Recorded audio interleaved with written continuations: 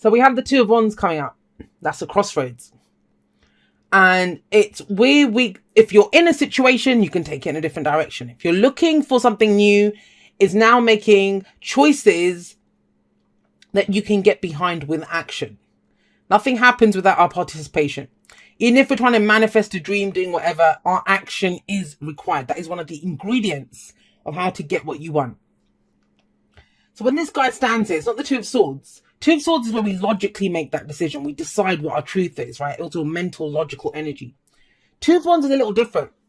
It's not can you talk the talk. It's can you walk the walk. And it always encourages us. I always feel like the Two of Wands is encouraging us to take the path less traveled. To go into like uncharted territory. Somewhere we've never been before. To try something new. And yeah, that would give us pause, right? It's going to give us pause for a moment to think, oh, okay, what do I do? Where do I go with this?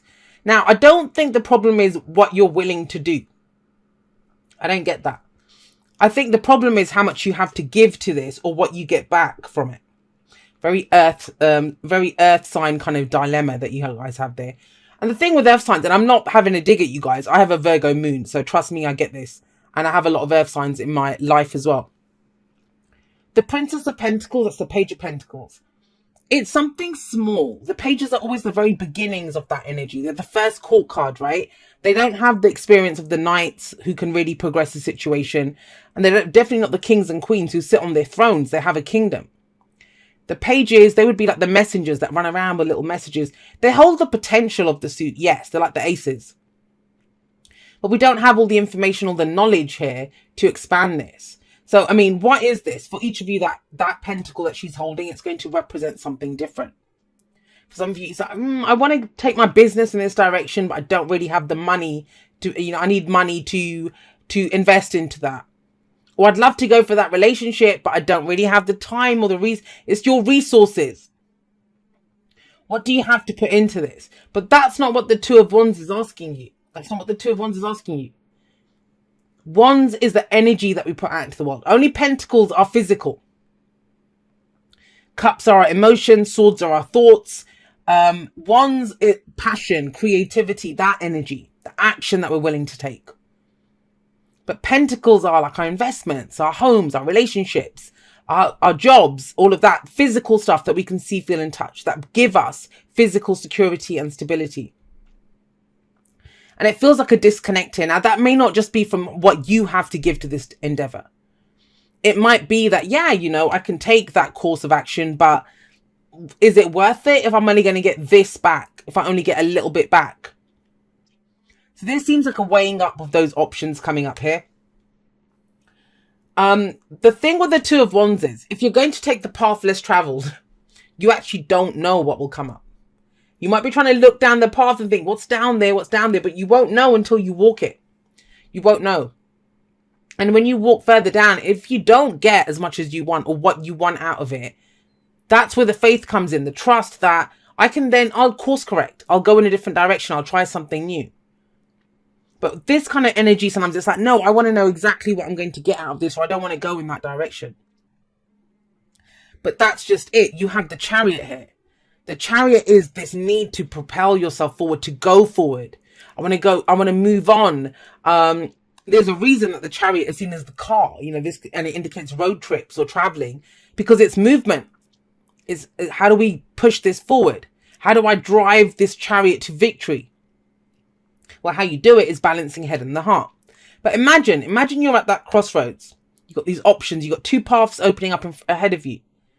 What if your head wants to go in one direction? What if your heart wants to go in the other direction? Those two horses are going to pull apart.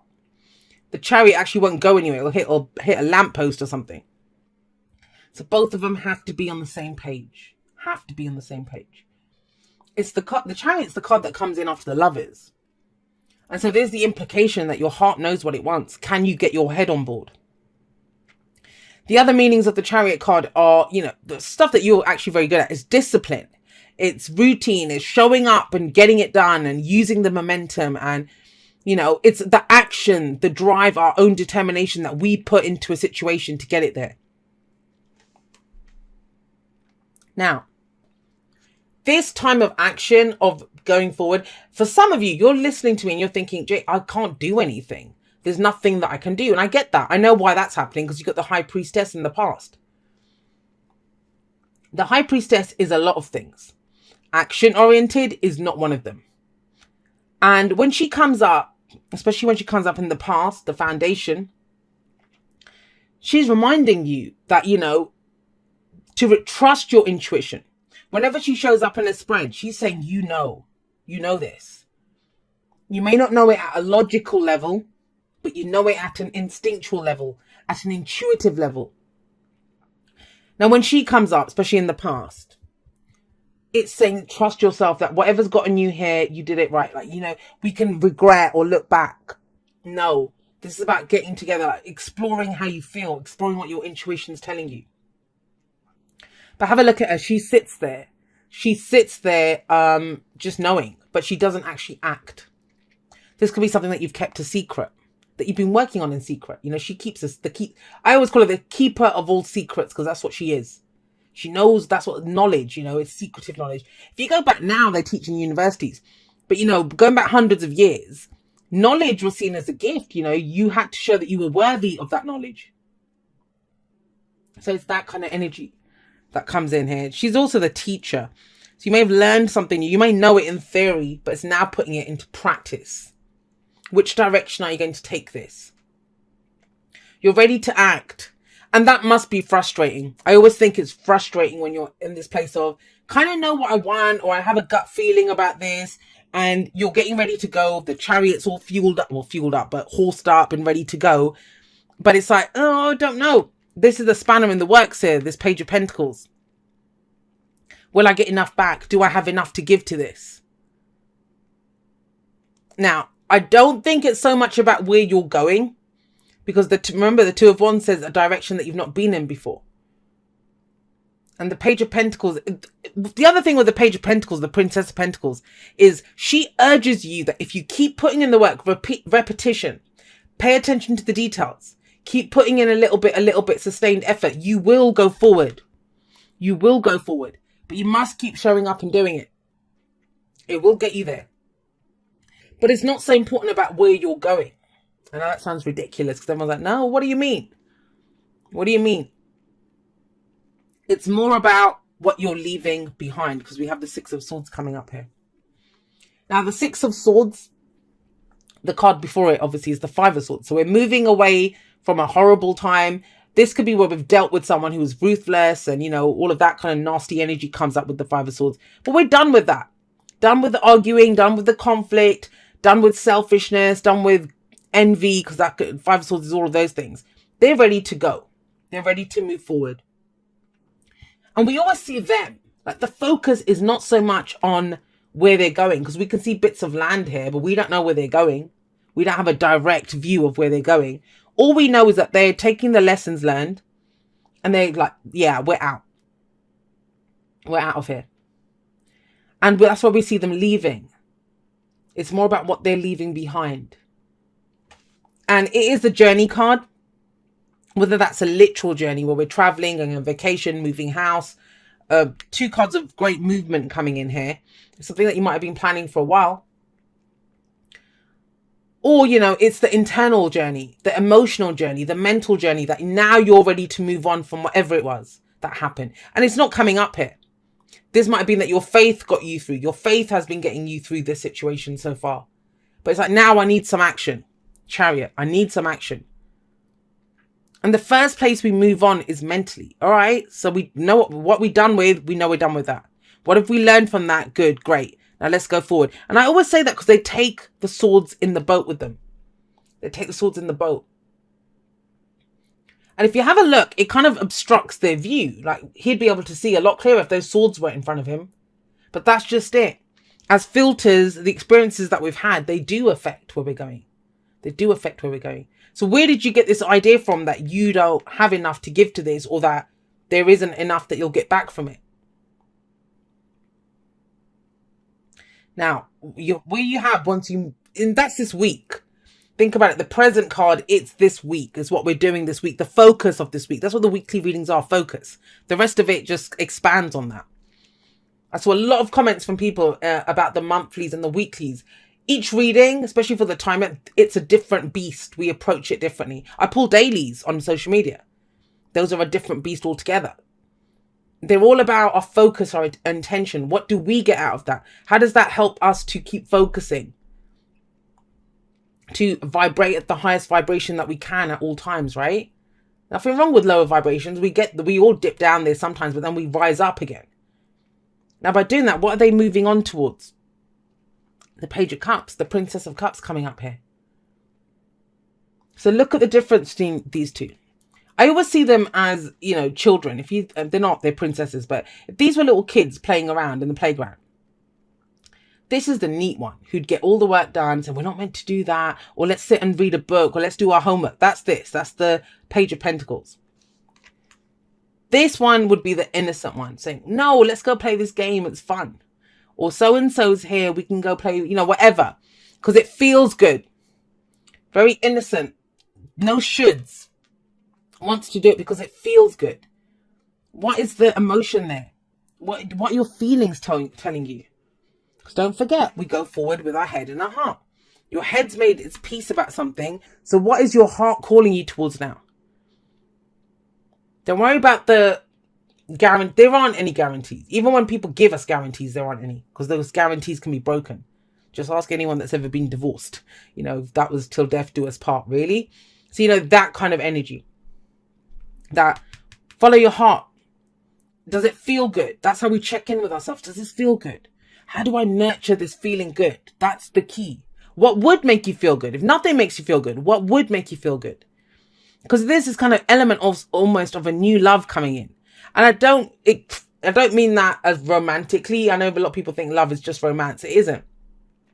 That's the inner child. That's feeling love. It can be romantic, of course. That can be the expression of emotions, the Page of Cups, Princess of Cups. But it's not just that. It's how do we nurture and grow that feeling good? Let our emotions go. And you got the Three of Cups coming up as your advice. And this is community. This is support. This is love. This is our inner circle. This is celebration of life. I always see that.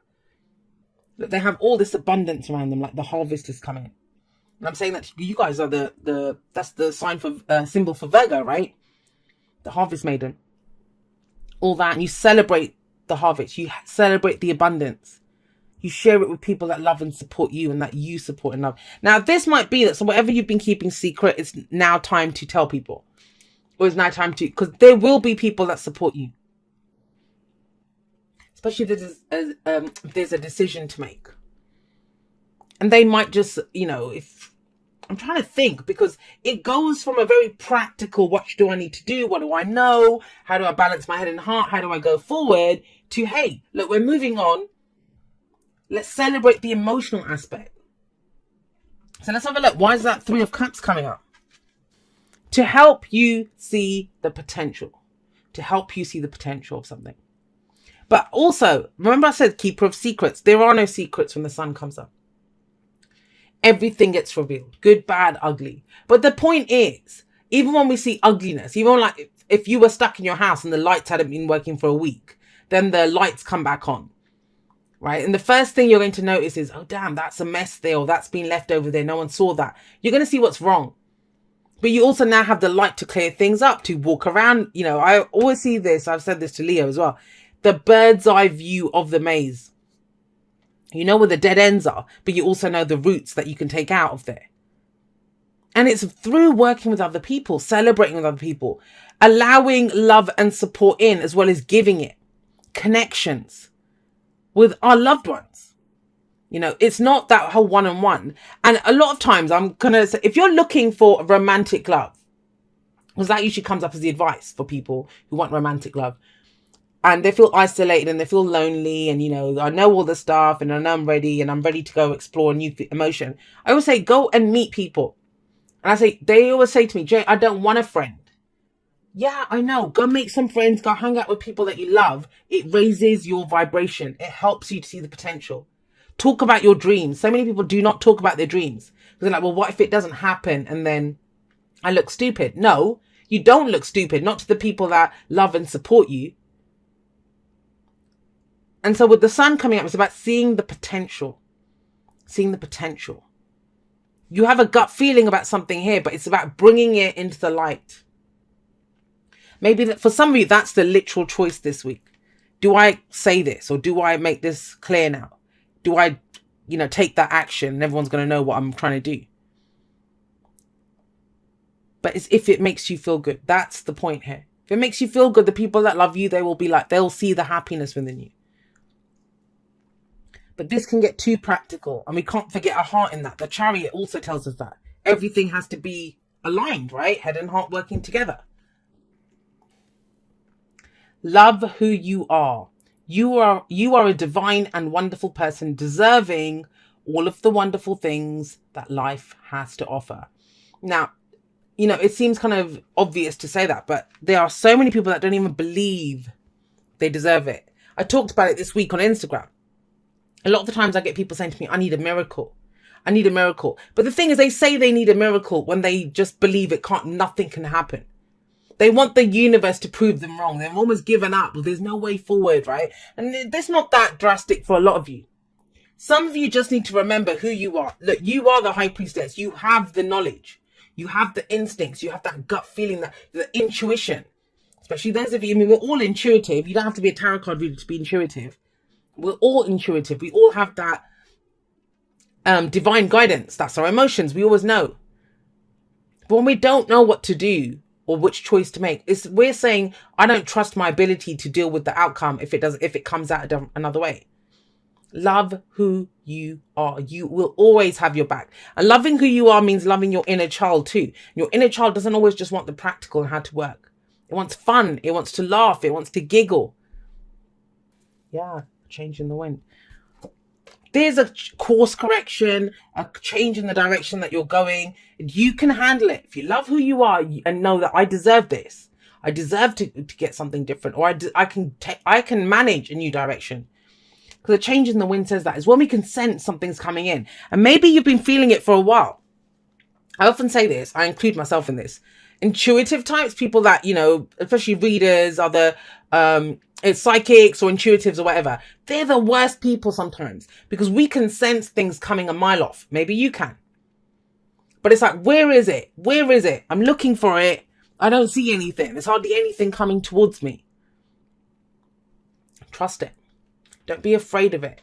And a change in the wind is also, you